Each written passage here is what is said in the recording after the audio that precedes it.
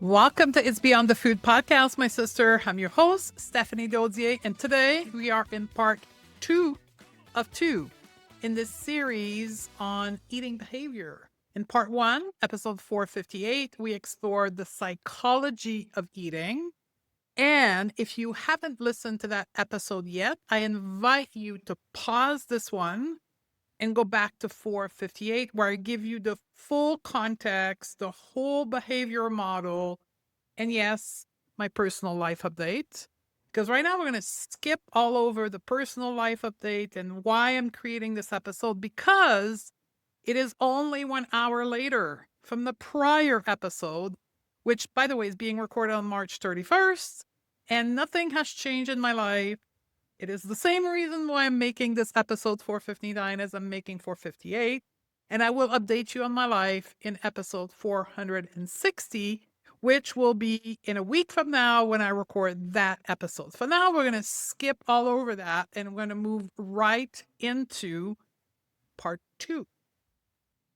And today, this part 2 is going to focus on the physiology of eating, or otherwise said, what is happening inside of your body at the biology level that influence what you eat, when you eat, how much you eat, and why you eat.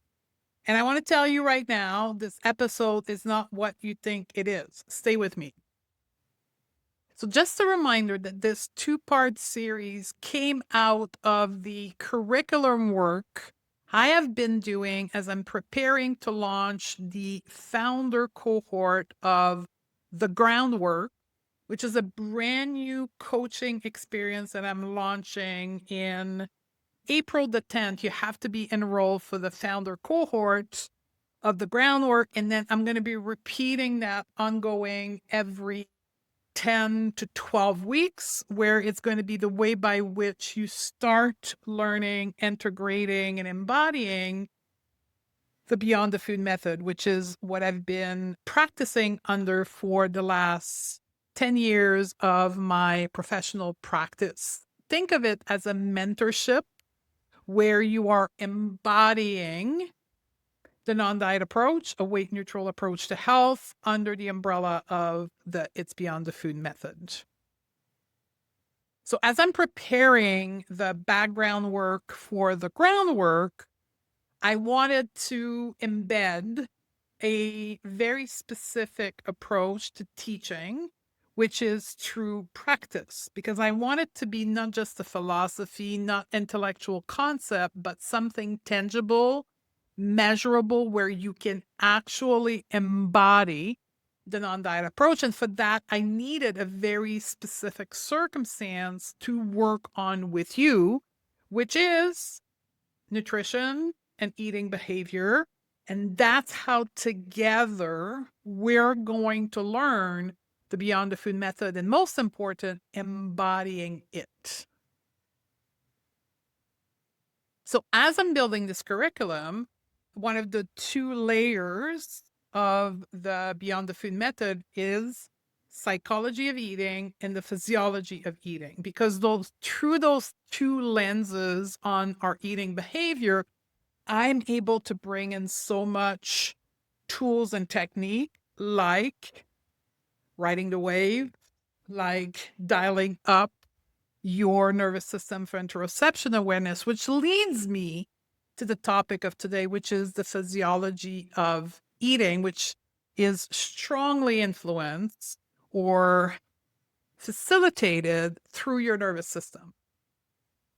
So what is the physiology of eating? Simply put, it's your body's internal biological metabolic signals. It's how your inner world is communicating with you to influence your eating behavior, which has for outcome your nutritional needs.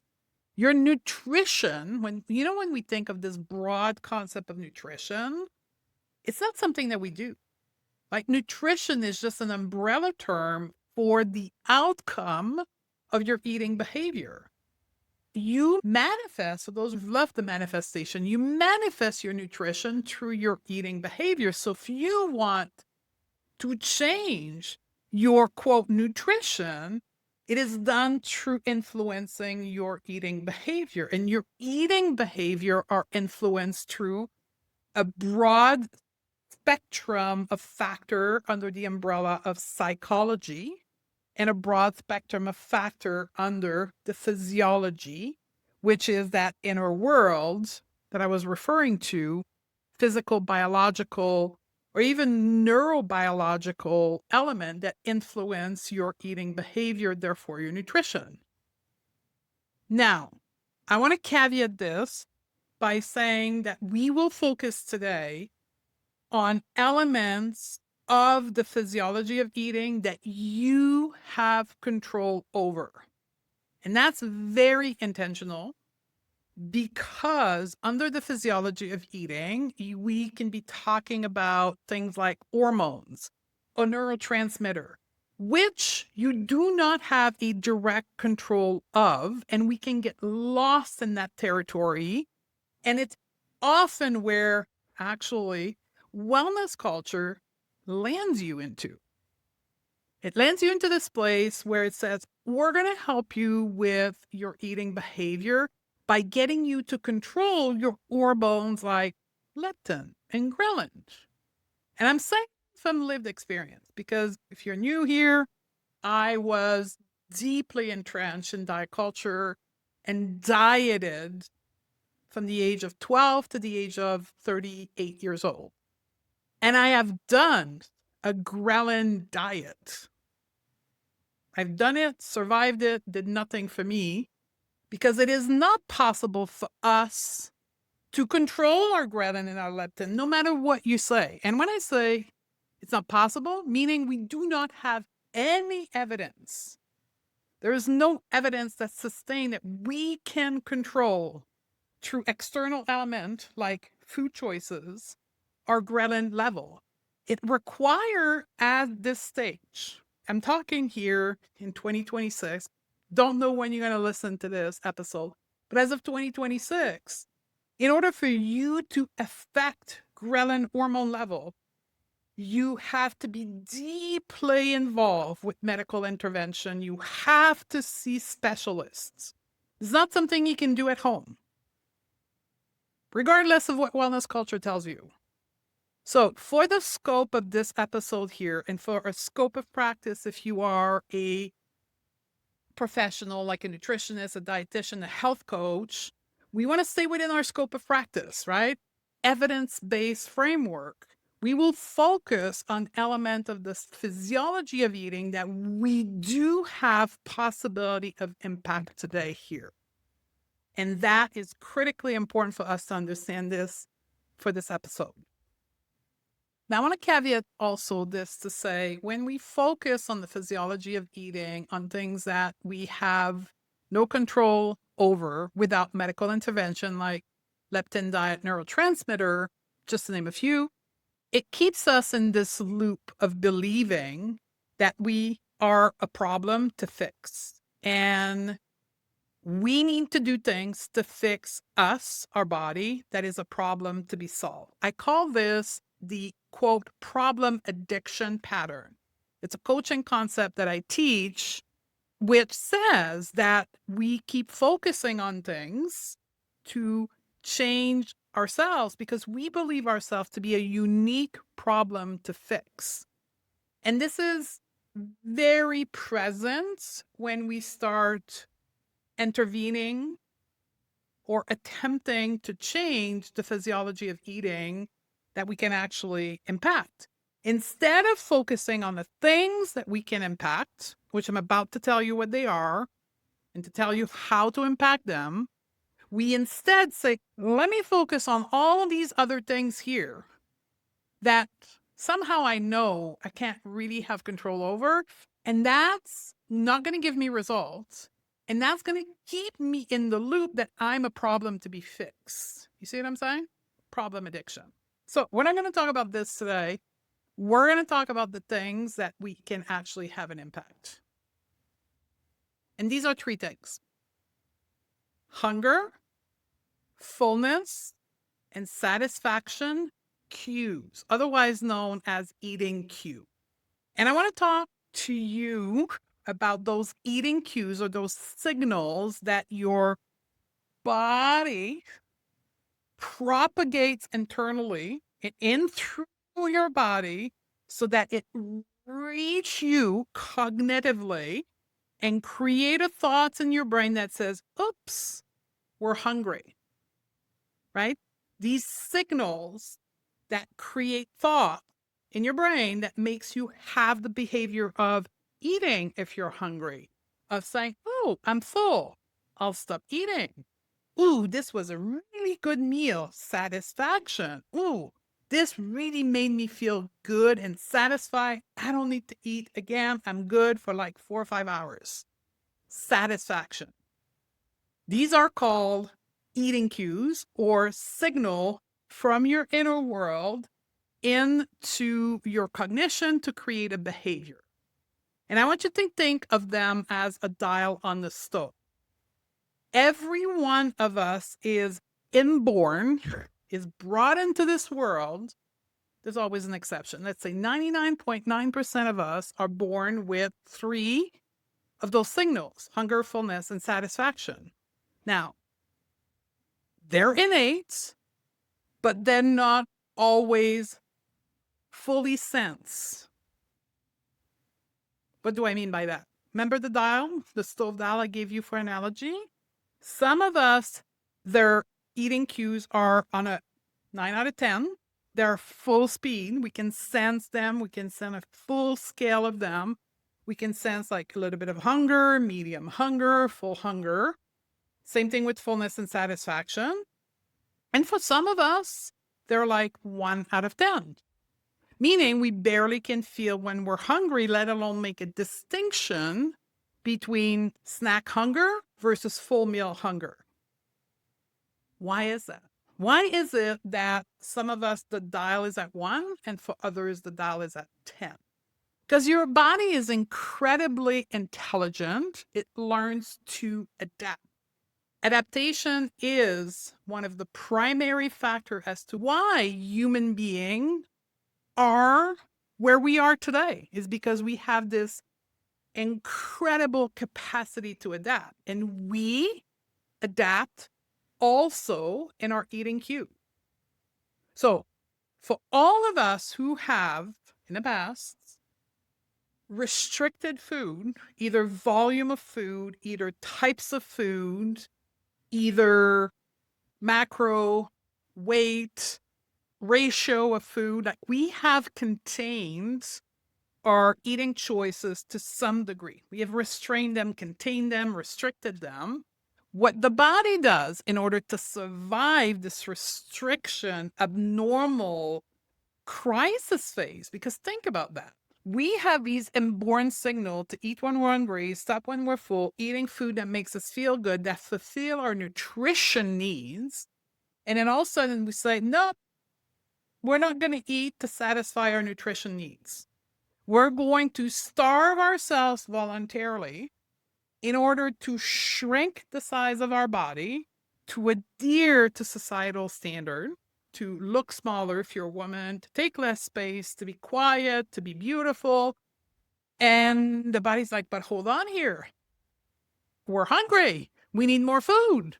You're like, no, no, no, no, no. We need to eat less so we can lose weight. So what the body does, it adapts to that situation by tuning down the dial of interoception awareness. So that dial on the stove has a technical term in biology that's called interoception awareness, or the ability to sense our inner world.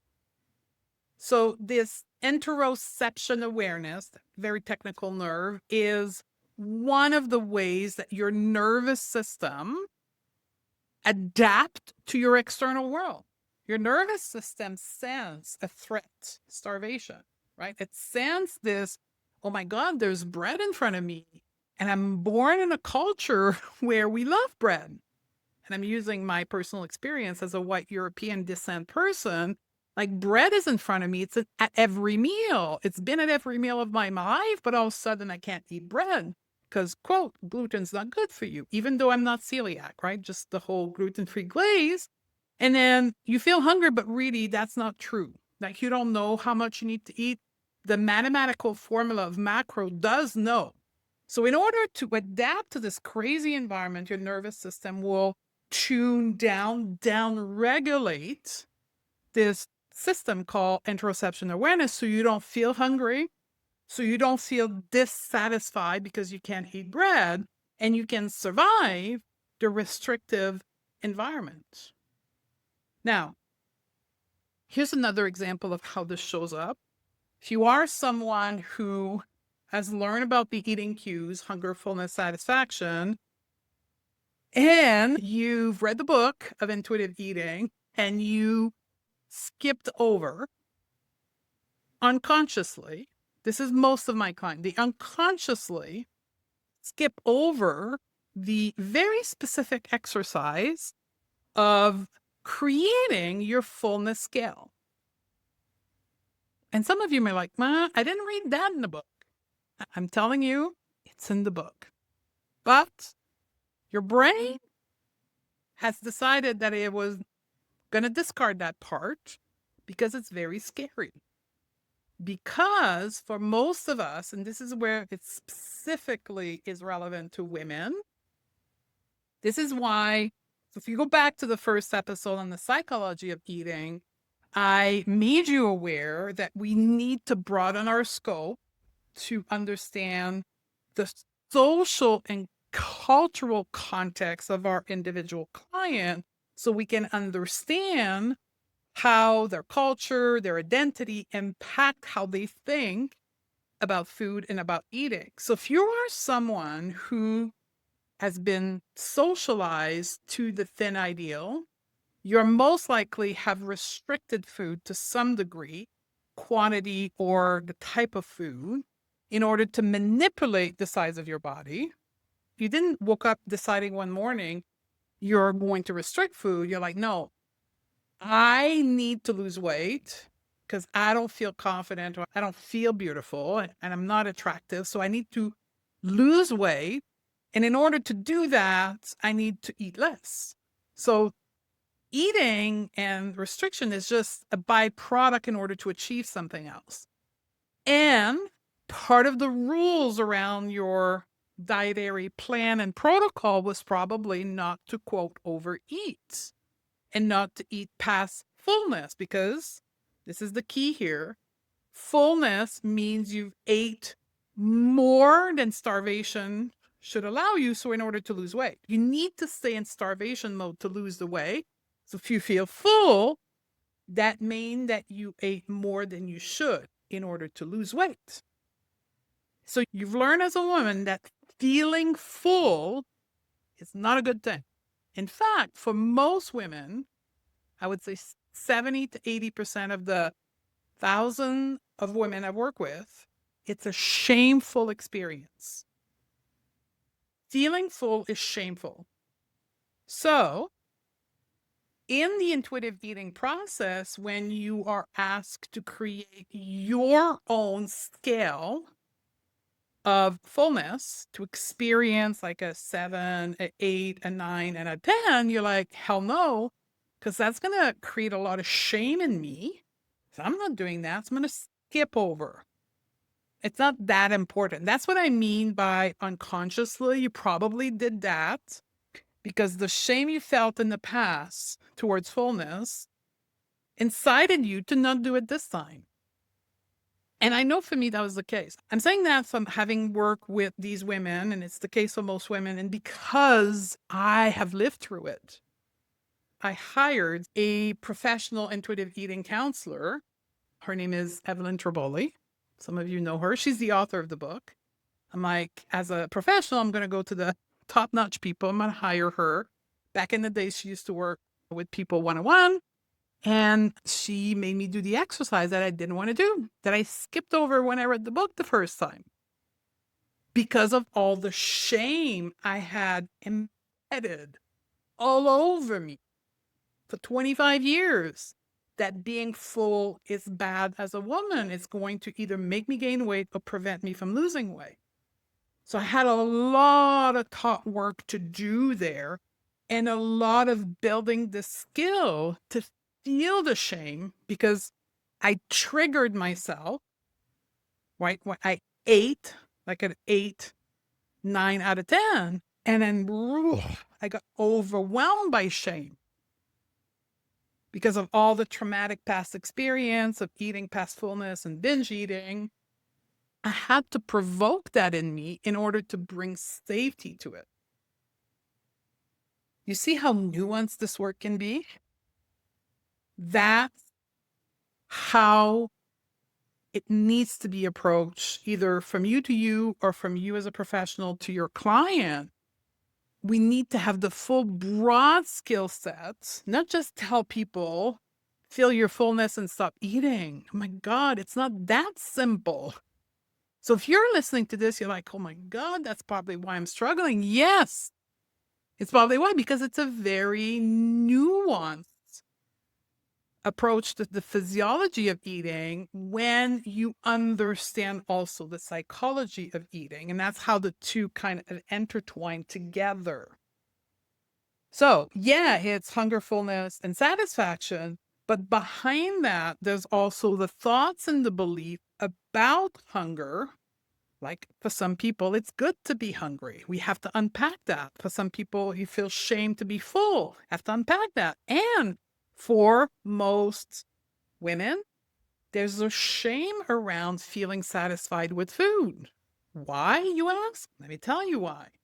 Because satisfaction means that you likely ate food that you weren't supposed to eat, or that you ate such a quantity of food that you feel full and satisfied. And that's something to be ashamed of because you're not going to lose weight. So even though you may have let go of the desire to lose weight, which it's a long process, but let's imagine you did. If you haven't worked through the thought associated with that, it may still be playing out in the background, downregulating your ability to feel the satisfaction and know which food makes you feel satisfied, which food fulfill your nutritional needs and the hunger and the fullness. So how do we change that? How do we affect the physiology of eating? So if you are a health professional, if you're a coach, number one is understanding that nutrition is more than just macro, micro, and formula and mathematical integration, which 99% of the chance if you're listening to this podcast, you know that, you live that. Now, understanding the next layer of complexity when it comes to eating behavior is probably where you are at. And as I recommended in podcast 458, I will recommend the same thing here. Go and download the non-diet coaching assessment tool, which is a free tool that I created that's available on the internet, on my website, in the show note. And one of the 3 assessment tool is the eating behavior. Do not use that on your client without using it on yourself, because chances are you are in the field of nutrition or health because you have your own experience with health or with diet culture. So it's much likely that your own eating behavior are dysregulated, disordered, and that it's one of the 2 components, most likely both, that needs some help. Better way of saying, some healing, some counseling. So it's either physiology or psychology, most likely the both. And that tool has 20 questions that are either from psychological factor or physiological factor. So by the nature of the question, you will be able to understand which one is at play for you. As I said, it's probably both. And then you need the tools to be able to facilitate that change in you first, right? And in your client as well. And these tools is what we teach in the groundwork or within the non-diet coaching certification. If you are a woman on her own journey, I would recommend the same path. Go and download the non-diet coaching assessment tool, and that will help you identify if you need help. right? Now, if you need help based on your economical status, you may listen to some other free podcast episode, or you may invest in working with me in the groundwork. And the same thing for professional. If you're doing the assessment and you find some gap in yourself, the first line is to work with me in the groundwork, where we unpack tools for you to do your own groundwork, your own personal work that will get you ready to move into the non-diet coaching certification if that is your path for you professionally. Now, I want to name something before we close this episode here. Although we are focused on the physiology of eating, we cannot work on the physiology of eating, hunger, fullness, and satisfaction cue, without intertwining with emotional work. Because it's the same system, the interoception awareness. If we find that there is a downregulated interoception awareness, it is more than most likely, it is probably that you cannot sense the sensation associated with emotion, and probably you are emotionally dysregulated as well. Again, it's the same system. You can't have a high emotional awareness and a low physiological eating awareness. So just be ready as we hit that. It's not just one without the other. It comes together. That's why I created the groundwork, so we can do this work together, both physiology and psychology, using the tool of the Going to Beyond the Food method. And it takes time. It's not something that's done by the click of a finger. That's why I'm giving you access in the groundwork to 12 months with me as your coach, because it's going to take time to embody and make the change at the nervous system level, at the psychological level, so that it becomes second nature, quote unquote, embodiment. So if that's an interest for you, again, the groundwork, the link is in the show note associated with this podcast. It was a pleasure being with you, my sister. I'll see you on the next podcast episode. If this resonates with you, the next step is the groundwork, my Beyond the Food foundational program for health professionals ready to go beyond the food and rethink how they approach nutrition, eating, and health behavior, starting with themselves. You can go to www.stephaniedodier.com/groundwork and join us now.